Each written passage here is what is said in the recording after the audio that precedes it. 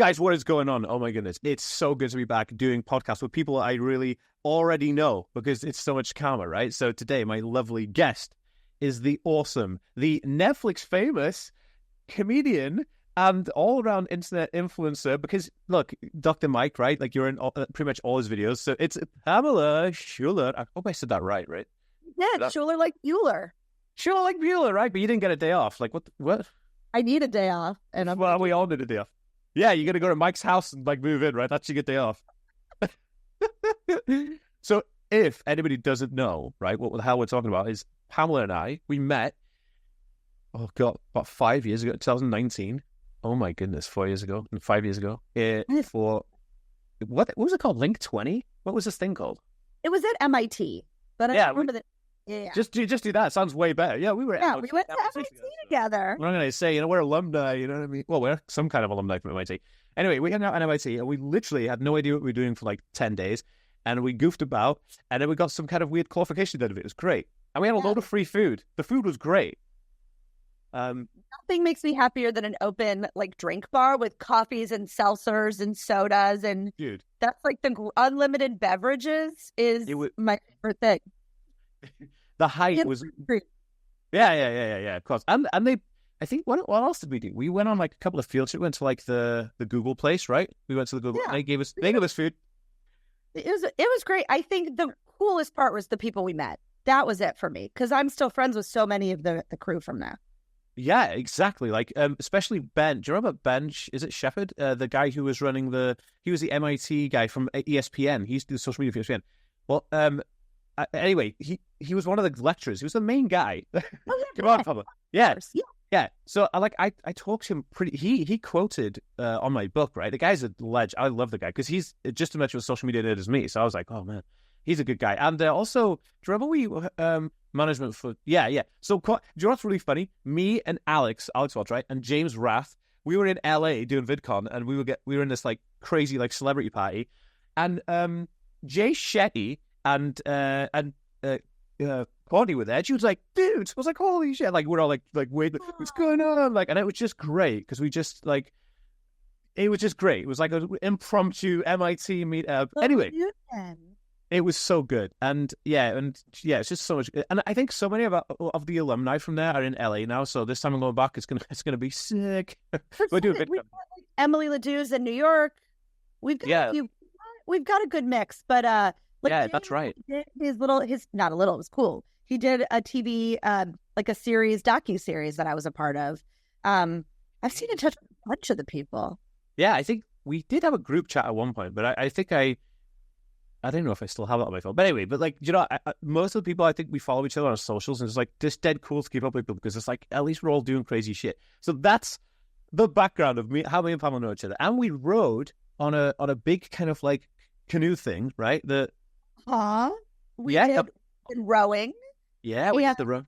Just like not the best idea to put all of us with different disabilities in a rowboat. And I never laughed. I think I laughed so hard I was crying. Like, I have Tourette's. I'm 4'6.5". Between all of us, like we had James, who's blind, who was like, don't, guys, I'll steer. Angel has one arm. We're like, it's like, okay, Angel has like a robotic arm. Like, which side are we going on? Like, and she had that whole thing. She had that the ring thing. I was like, dude, like she just kicked ass. I was like sweating. She was like not even breaking a sweat. I was like, oh, I love doing it, but I'm a little too short for it, and it kept knocking me backwards. But again, we leaned into how funny it was. Yeah. I don't think I've ever laughed as hard as that night on that boat. It was because we had a barbecue at the end of it, right? You what? We had a barbecue at the end of it. Remember, like there was a barbecue and had those food. Tell you what, nobody told us how heavy those boats would be. We had to carry them ourselves. Oh, I didn't help. Oh, Princess flippin' Pamela. Anyway, but yes, so Pamela, and I invited Pamela onto the show because not only is she like super funny and brilliant and beautiful, Pamela also has Tourette's syndrome, which she spoke about, which is one of the most interesting conditions. And Pamela, my first question, right, is Tourette's a neurological condition? Is that what it's classed as, right? Neurological? Neurological disorder, and it means that people do movements and noises that are uncontrollable that we call tics, T-I-C-S, not T-I-C-K-S. Those are bugs.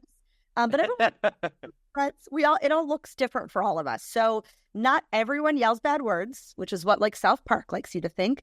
Out of every about 5 people with Tourette's, only one has an additional diagnosis of yelling words or phrases, but all of us do uncontrollable and repetitive movements and noises. I have done that before. Oh man, that's interesting. You said repetitive movements and noises. So with autism, right? I have tics. Actually, the medication helps. The medication that I'm on actually helps reduce the amount of tics because my tics are kind of like nervous if I get like super, super nervous. And what's really interesting is that autistic individuals will do things repetitively a lot of the time. So I have like a lot of repetitive things that I do.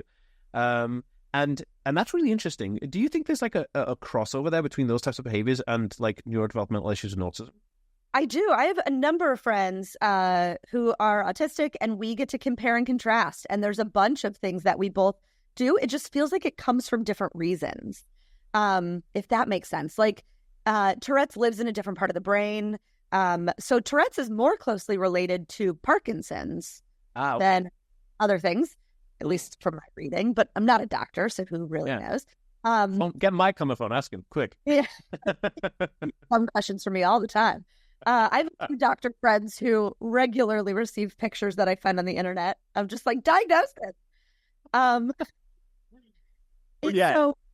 definitely overlap. But I also, a lot of people with Tourette's have it's an umbrella disorder. So we have other things. So like I also have obsessive compulsive disorder.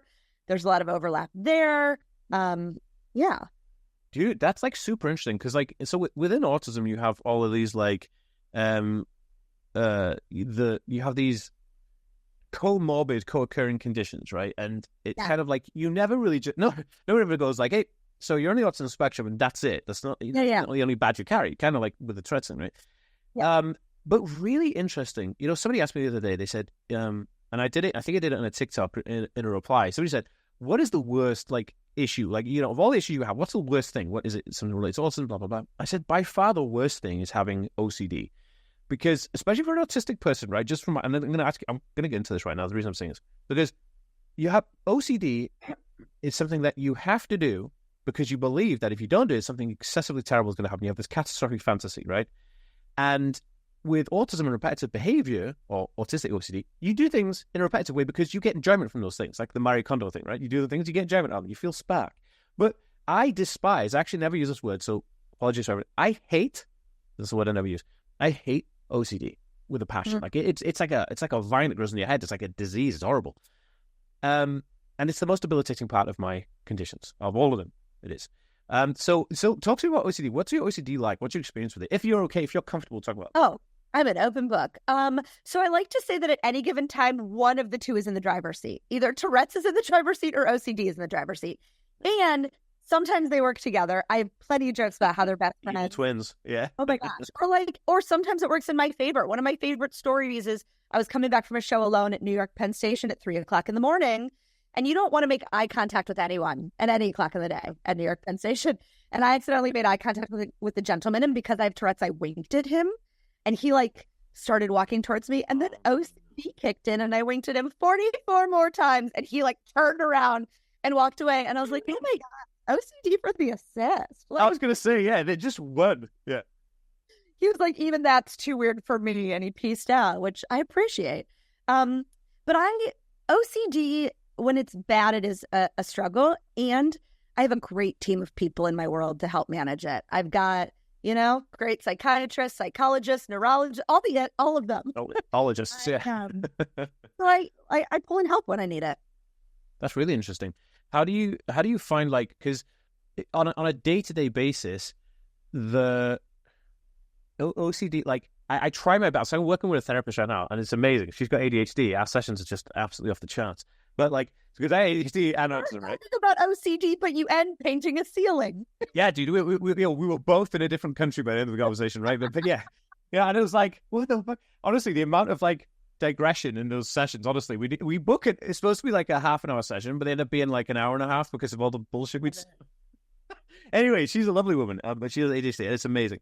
So. She's working with me at the moment to kind of help come up with some of the big ones I have, and like some of the big ones I have are like the specific. This is the worst one, right? I got to say the worst one. So, Okay. and it happened from trauma, right? I remember I was taking a shower when in the first apartment I was in. I was taking a shower in the apartment. I had music blasting because, like, when you're living alone, you're like, yeah, let's have music playing. I was in the shower, and then I come out of the shower and like everything's great, and then I make myself like a sausage sandwich, very British, and then I get this like, That sounds delicious.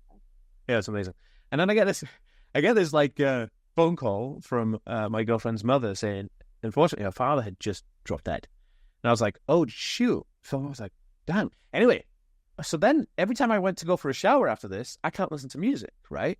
But then what happens with the OCD is that it's not only I can't listen to music, I can't sing in the shower, and I can't listen to music in my head. With OCD, mate, and awesome, the echolalier, I'm just like, there's always a song in my head, right? So I'm scared to go to the shower. It's like, holy crap, not like I shower every single day, but I'm just saying, going to the shower becomes a task. So to me, like that, how debilitating would that be, right? If you think I can't even shower after having a run because I'm scared that it's going to kill my family members, right? Like it's nuts. And it sounds crazy. You say it out loud and you're like, not to someone else with OCD. Yeah, exactly, right? Or like the idea, that. You know what I mean? Like it sounds when you say it to yourself, you're like, I'm insane, but you're not, right? You're battling with this like this I don't know, it's like a power struggle, right? When I was a kid, OCD. So when I was a kid, I had a very severe case of Tourette's. I still have a severe case, but it's less noticeable to everyone else at this point. I feel it constantly, often hurts, but it's not as noticeable. As a kid, like broke my neck from throwing my head back, was out of school for years, and OCD was just as bad. And as like in middle school, I used to set an alarm clock for every hour in the night as a kid to smell the carpet to see if there was a fire. I used to wake up in the middle of the night and walk around my whole house and check every doorknob to see if there was a fire. I had a real fear of axe murders. I don't even know the way to murder people anymore. But I had, and it wasn't murder. Unless you're a fireman. Yeah, it was like specifically axe murders.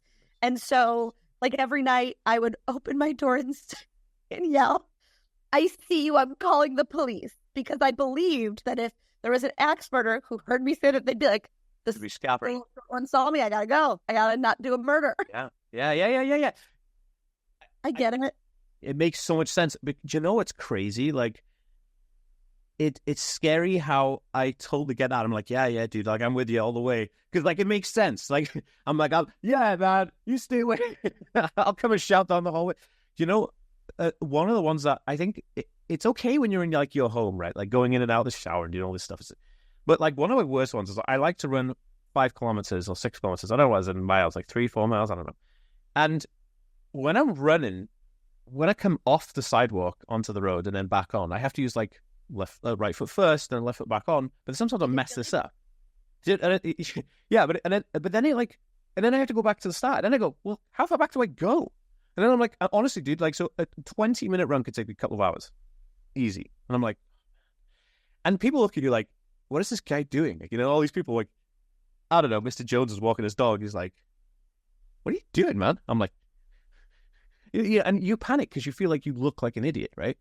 And so I think being and having issues that you have when you're out in public you can't control, and you'll know exactly, it's probably the most like you die a little bit inside, don't you?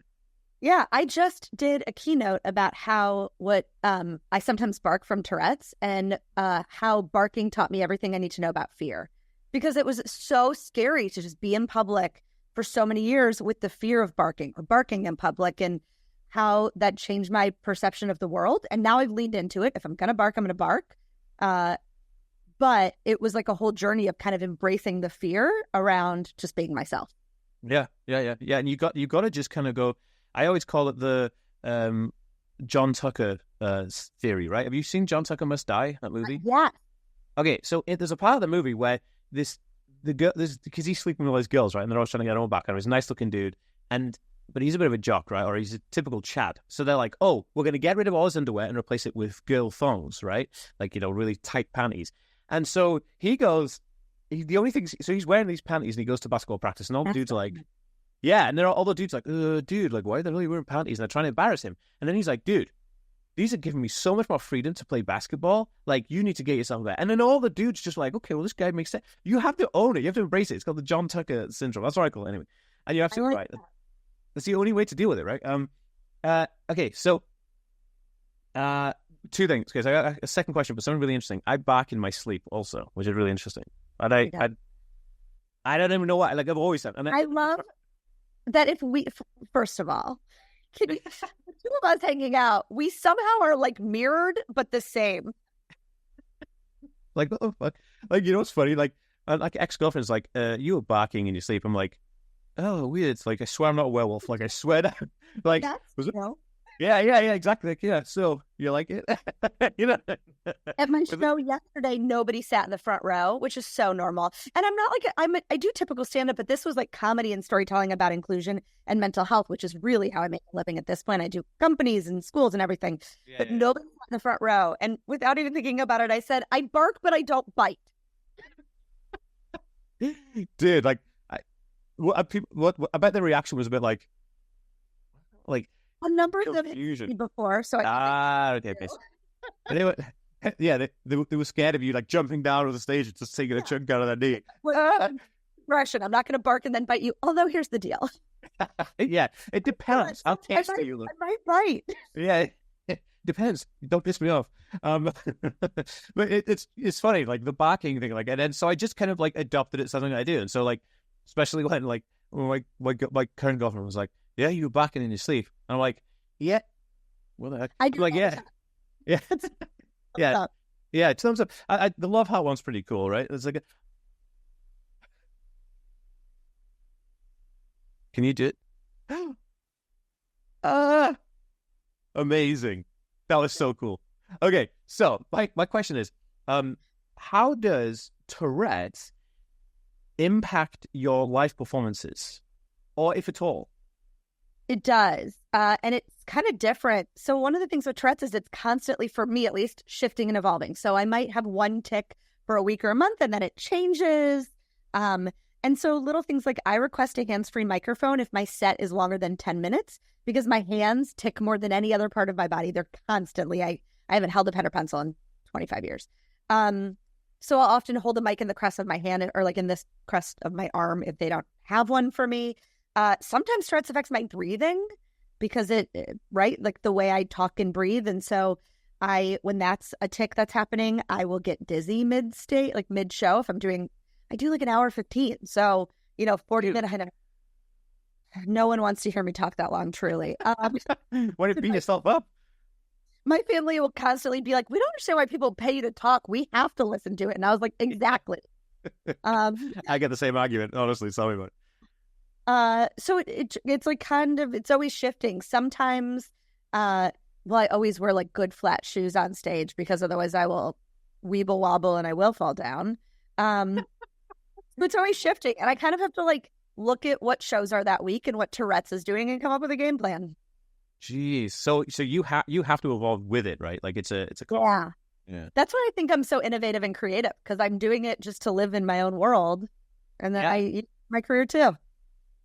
Dude, that's so clever. Like, I think, like I don't have, like, none of my tics present themselves, like, I've never been on stage and had a tic, right? But, like, and I guess, like, the tics that come with, like, autism are very, like, few and far between, and it's kind of rare, right? But when you're dealing with it on a daily basis, like, you must be able to just think, like, okay, well, so I'm going to do to overcome this, or so you make your own systems, right? Yeah, and I tic, you might not see it a ton on Zip, I'm ticking at least every second. I mean, it is something on my body is ticking constantly. And so, I have to like kind of name it, be honest with it, and then come up with a game plan. But I like, that's a lot and it's hard. And it's like, sometimes my body really hurts or is tired or even in pain, which I just said hurts. So twice I said that. But sometimes I have to like get really, I get creative, but that translates into my world. And like, I have a whole living now as a creative human because I think I kind of meet the world where it is, just like I have to meet myself where it is. Does that make sense? Yeah, 100%. Because it's like it wasn't succinct, but rather than being something that impacts your life, you just go, well, look, these are the cards I'm dealt. This is my life. This is who I am, right? I'm going to do it. Just like me, I can't. Yeah. I'm sorry. Go ahead. No, please. I have a master's in advocacy, and when I work with communities, I'll often do a show and then workshops. So with companies, I'll do training and or like summer camps. I'll work with summer camp staff, and a lot of what I talk about is how we can use creativity to meet people where they are, because every single person is so incredibly different. And so Creativity is about trying 2 or 3 things. And if it doesn't work, trying 3 more until we can set that person up for success, which is what I do. You're like split testing the hacks, right? I love it. I think it's really interesting because, like, you know, a lot of people will, like, and I have this thing, I say, like, you know, God has put you on this earth for a reason, right? You're here for a reason, right? And you have a thing to follow through with, right? You have a plan. And so life is happening for you. It's not happening to you. You know, there's a reason why that, you know, you have tics. There's a reason why my brain is a bit messed up sometimes, because we're supposed to learn from this, right? Because, like, in school, you learn and then you take a test, but God gives you a test and then you learn, right? Like, that's how I view the universe, right? And I'm like, oh, damn. So I always think to myself, like, you can never really beat yourself up too much and be like, oh, you know, I feel like, I just go, okay, what are the cards I've got? You know, like, let's go play Uno, man. If I get a reverse card today, you never know. And like, and I that. Yeah, it's kind of like, it's the thing that keeps me going, right? It's having faith in that. And when people say faith, I think that's what they truly mean. Is like knowing that there's a bigger purpose to you, right? And I think that's a really cool thing to remember. Because, and that for everything that makes life harder, it also adds something to my world when I allow it to. Yeah. Like it can, because like you said, it's evolving, it's changing, it's dynamic. Like there's so many things, and people learn from you from doing it. Maybe that's the point, you know, who knows? But I think not beating yourself up about the things that you believe or you perceive that could potentially be detrimental to an average person, right? But who the hell's average? You know what I mean? Like, average is boring anyway. I'd rather be extraordinary. No matter how much you hide it. Yeah. Yeah, everybody's weird, are they? Axe murderers everywhere. You know, I'm joking. Someone who believes they aren't weird, oh, that scares me. What are you hiding? Yeah, I'm totally normal. Get him out. Like, yeah. Yeah. It's so true. That guy would own an axe. Like, that's where it comes from, right? That's the axe murderer. Yeah, exactly. It's the finance bro. Yeah. Yeah, Carl from finance. Like, yeah. Quick, get security on the phone. That's hot. Take it back. All right, okay. No, John from finance. There you go. Here we go. That one's like everyone's a John. Literally John Peterson from finance. You know, he's got a fishing boat. He goes on the weekends, you know, down the Hudson. Oh, fishing boat. Yeah, exactly. It's when he disposes of the bodies. Oh my God, I'm speaking sense now. No, I'm joking. The Mr. Bowman. No, anyway, anyway, I totally got on a tangent about bullshit. Pamela, the question that the world has on their lips. Oh, okay, second question. First question everyone has on their lips. Why are you so short? No, I'm joking. The second... I'm joking. I love it. My neighbor child just asked me that, the one next door. She goes, why are you so short? And I said, I forgot to grow. No, she actually asked you. Some people asked you that? I was only joking. She asked mean questions. Yeah.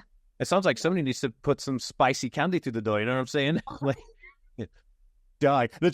You need to purchase an axe. And I'm joking. By the way, I'm not condoning murder or anything like that. Anyway, I'm on it, man. You know. The question is, did you find a date on Netflix? Ooh. So, for those who don't know, I was on Netflix's Jewish Matchmaking. I did not audition to be on a Netflix reality dating show. The matchmaker and someone else from the team saw me perform in LA years ago and asked me to do this. And I went out on a date with a gentleman named Stuart. And I did not find love, but I found a friendship and a good time, and I learned a lot about myself. Oh, that sounds like one of those interviews. And I found pride in dating with a disability on Netflix, on a show that wasn't about just dating people with the same disability. Interesting. Yeah, because I know a few people who are on a show called Love on the Spectrum. And that's, well, I got a lot to say on that. We don't get to, but that's just people on the spectrum, right? Which is kind of like, to me, it's like chicken fights, right? You just put chickens in a cage and they're going to fight. You put the same disability. You know, like, why is the broader view here, you know? And no offense, I love each and every one of you guys, but you know what I mean? It's also like, just because I have Tourette's doesn't mean I only date people with Tourette's. And also, I probably shouldn't date someone with Tourette's because we banging heads. Yeah. Yeah. It's true. So many jokes about I dated a guy with cerebral palsy, and gosh, we like both broke our noses the first time we tried to kiss. Fuck's sake. I'm sorry, everyone. No, I'm joking. This is Pam. She's amazing. You have to check out her socials. How can people find you online? Like, where can people find your content? Great question. They can find me stalking you because I love everything you do, but they can also find me at Pamela Comedy is my Instagram and TikTok, and my website is pamelacomedy.com. Oh, nice. I'm going to actually link everything down below. So I know on YouTube watching this, I'll link it down below. But anybody on the other socials, I will link her handles down below. So you just follow through and just follow through. Pamela comedy, but truly, I don't remember right now. I don't know. The last video I saw about you on YouTube was you were doing something with Dr. Mike, taste testing something, I think, or you would, I don't know, you were doing like a challenge with Mike, and I was like, oh, these two goons. Yes, we were the Vitamix one. We were he made it in what was store bought. Yeah, that was it. Yeah, and it was really interesting. But yeah, Mike, what a hell of a guy. Anyway, so you got any plans to do any more stuff with Netflix, or is that just like a one-off thing? Stay tuned. Oh, I love it, man. The tea is real, man. I love it. Okay, well, look, if you fancy coming to LA for a couple of days, I'm there in June, the end of June for VidCon. I'm talking to VidCon, so we're going to come and hang out. Me and Alex are going to be there, and I think I'm going to hang out with Angel and maybe I can't remember his name now. Why don't I remember his name? Our friend who's blind, James Rath. What the fuck? Sorry, James, if you're listening. If I don't go to this, will you all just still send me videos of you having fun without me so I can pretend like I was there? Sure. Naked selfies, are they cool? Yeah. Exactly what I wanted. Yeah, there you go. I would like videos, please. It's VidCon. Thank you. It's true. We can get, we're going to have high production value as well, right? Because like it's videographer galore. So yeah, we'll get something somewhere, in a hotel room, really seedy, but high production cost. Thank you so much. Great, it's a pleasure. Of course. Oh my gosh. We're going to get the tanning booths and everything done. It'll be so good. It'll be like, check out James Rath. Like you've never seen him before. Nor is he. No, I'm joking. James, I love you. It's so funny. He got an Apple Vision Pro and Alex was like, dude, you can't even see. Like, what are you doing? It's like, he's brilliant though. James is amazing. Everyone there was so much cooler than I'll ever be. And I think that was my favorite part of it. No, dude, I swear. Do you know what I think? Two things. I had two observations from my MIT trip. The first one was that everybody was hot. Balloons, man. The first one, everybody was hot, right? We were all good-looking dudes and chicks, and like it was a good-looking team. And I thought, hey, they selected us on purpose to be nice-looking, right? It's true. Come on, like think about it, right? And then the second thing was that everybody was cool as fuck. Like there was nobody inferior or superior. We were all like ahead of a game, I was like, shit. Yeah, those things were a good time. That was like a really fun chunk of time in our life. Yeah. Like, I love it. And like, I think I'll always like, I always carry it with me because like, I'm always like, sometimes I think to myself, like, am I doing the right thing? Is my work, working? Am I helping people improve their lives? And I'm thinking back to that time when we were there and then in MIT, they were like, you're all here because you do something impactful for people, right? And I'm like, oh shit, because we went through a crazy intense interview process, remember? Yeah. Because it was a free program at MIT. If you got in, it was the pilot year. So they paid for travel, hotel, meals, everything. Awesome. Dude, the scholarship alone was like 80 grand. Do you know that? No. Wow. That's bonkers. Like, that's great. Serious. But like, yeah, the Ritterman Foundation are amazing. Like, Jay Ritterman, like I still have him on like Twitter and Instagram. Like, what a guy. What a guy. And his wife is hot as hell. Well, I can't remember. What was her name? I can't remember her name now. Mrs. Ruderman. Mrs. Ruderman. No, yeah. Judy. I don't remember offhand, and I feel bad now. Oh, I'm going to feel bad when this comes out. But she's lovely. I've met her more than I've met them. She is amazing. Like, what a woman. And like, just this powerhouse. It's like, really like beautiful. That woman comes in like, yeah, we're going to do this program at MIT. I'm like, oh, dude, I felt inferior. I was like, who is this person? But it was great. It was a great time and very blessed to have had that experience and to share that time with you guys, like, it was great, man. What a good bunch of people. I think we'll be in each other's lives forever, which is kind of nice to meet forever people, something like that. Yeah. Do you know what? That is it. That's for me. That's life. Okay, so I'm gonna fly to New York at one point in the next couple of months. So I'll keep you posted. I'll text you and just tell you when I'm gonna be in that part of the world of North America and everything. Hang out. Pamela, thank you. Shalom, mother trucker. Thank you for having me. This has been really fun. You're the best. It's my pleasure. Thank you so much, dude.